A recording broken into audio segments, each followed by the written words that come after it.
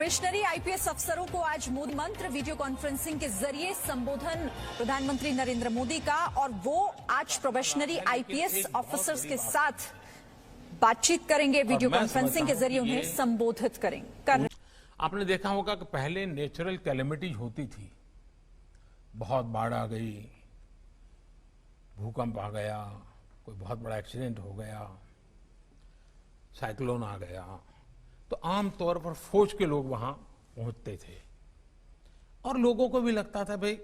चलिए फौज के लोग आ गए हैं, अब इस मुसीबत में से निकलने के लिए हमको बहुत बड़ी मदद भी, एक बड़ा स्वाभाविक बन गया था। पिछले कुछ वर्षों में एसडीआरएफ और एनडीआरएफ के कारण हमारे पुलिस बल के ही जवान हैं, उन्होंने जो काम किया है और जिस प्रकार से टीवी की ध्यान भी उन्हीं लोगों पे, उनका एक स्पेशल यूनिफॉर्म बन गया है और पानी में भी दौड़ रहे हैं, मिट्टी में भी दौड़ रहे हैं, पत्थरों पर काम कर रहे हैं, बड़ी बड़ी शिलाएं उठा रहे हैं, इसने एक नई पहचान बना दी है पुलिस विभाग की। मैं आप सबसे आग्रह करूंगा कि आप अपने इलाके में, अपने क्षेत्र में एसडीआरएफ और एनडीआरएफ के काम के लिए जितने ज्यादा टोलियां अपनी तैयार कर सकते हैं करनी चाहिए, आपके पुलिस बेड़े में भी और उस इलाके के लोगों में भी।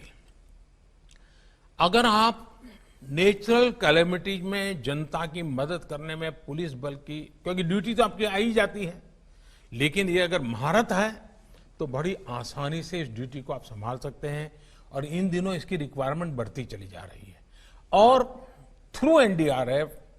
थ्रू एसडीआरएफ आप पूरी पुलिस बेड़े की एक नई छवि, नई पहचान आज देश में बन रही है। हम गर्व के साथ आज देश कह रहा है कि देखिए भाई, इस संकट की घड़ी में पहुंच गए, इमारत गिर गई, लोग दबे थे, पहुंच गए, उन्होंने निकाला लोगों को। मैं चाहूंगा कि ऐसे अनेक ऐसे क्षेत्र हैं जिसमें आप लीडरशिप दे सकते हैं।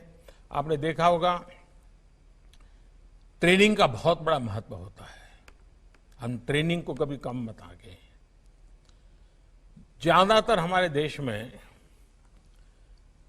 सरकारी मुलाजिम के लिए ट्रेनिंग को पनिशमेंट माना जाता है। ट्रेनिंग यानी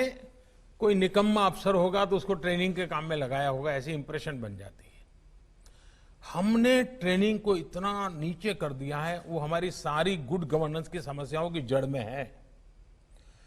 और उसमें से हमको बाहर आना होगा।